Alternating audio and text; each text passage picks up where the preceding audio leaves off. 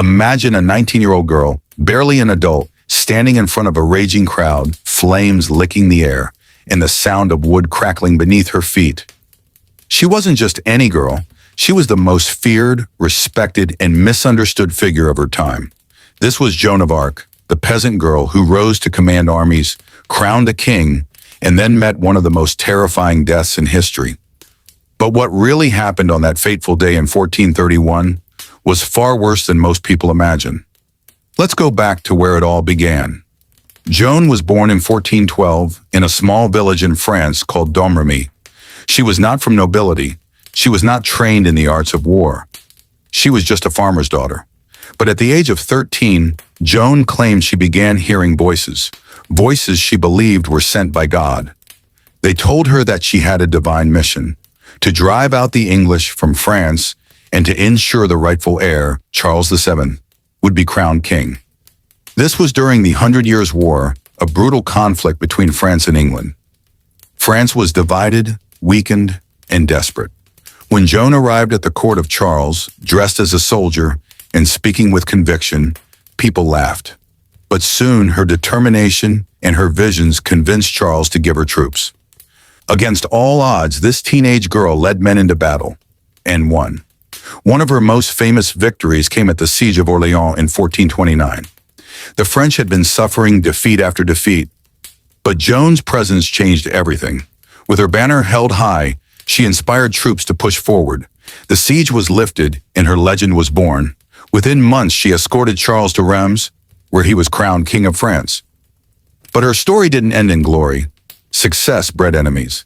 Both the English and many French nobles distrusted her. Her visions, her confidence, her rise to power, these things frightened powerful men. Eventually, she was captured in 1430 by Burgundian forces, allies of the English. And instead of treating her like a prisoner of war, she was handed over to her worst enemies. Now came the most brutal part, the trial. Joan was accused of heresy, witchcraft, and cross-dressing because she wore men's armor and clothing during battle. The trial was not fair. It was designed to break her spirit, to humiliate her, and to strip her of her divine mission. For months, Joan, barely 19 years old, faced a panel of educated men who tried to twist her words, trap her in contradictions, and force her to deny the voices she believed in. But Joan did not bend. She answered with sharp wit and courage. She said, "If I am not, may God put me there, and if I am, may God so keep me." Her words terrified the court. She was uneducated, but her responses outsmarted many of her judges. Still, the outcome was inevitable. In May 1431, Joan was declared guilty. Her punishment? Death by burning at the stake. Now, here's where the horror begins. Execution by fire was one of the most terrifying deaths in medieval Europe. The condemned would be tied to a wooden post, surrounded by dry wood, straw, and pitch. The flames would not kill instantly. At first, the smoke would choke. Then the heat would blister the skin. It could take 15 to 30 minutes, or longer, for death to come. On the morning of May 30th, 1431, in the marketplace of Rouen, France, thousands gathered to watch. Imagine the scene, the air heavy with tension, soldiers everywhere, church officials chanting prayers, and townspeople pressed close to witness the death of the girl who had once been called a saint, a witch, a warrior, and a heretic. Joan was led out, dressed in a simple gown. Witnesses say she looked pale but unshaken. She asked for a cross.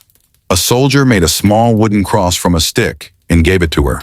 She clutched it tightly to her chest. Another cross from a nearby church was brought to her, and she begged to have it held high before her as the flames rose, so her eyes could remain fixed on it. When tied to the stake, Joan cried out the name of Jesus. Over and over again, she shouted it until the smoke and fire swallowed her voice. Eyewitnesses later said her last word was, "Jesus." But the horror did not end there.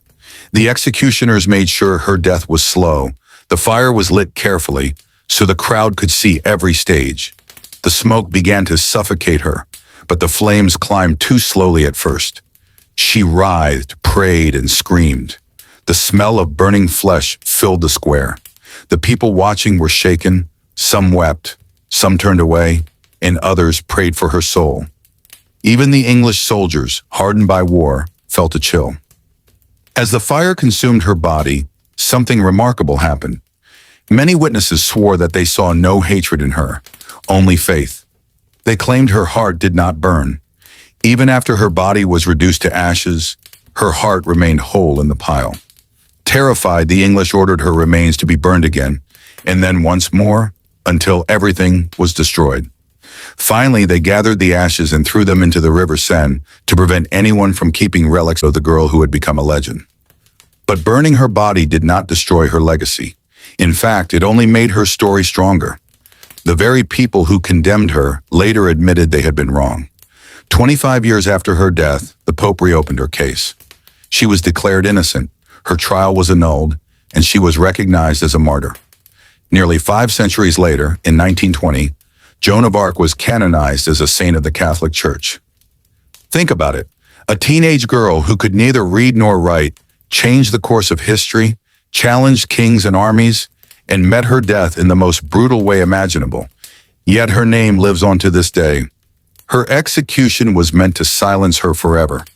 Instead, it made her immortal. If Joan of Arc's story shocked you, and you want to uncover more forgotten and horrifying moments from history, make sure you hit subscribe and join us. History is full of stories that are far more unbelievable and terrifying than fiction.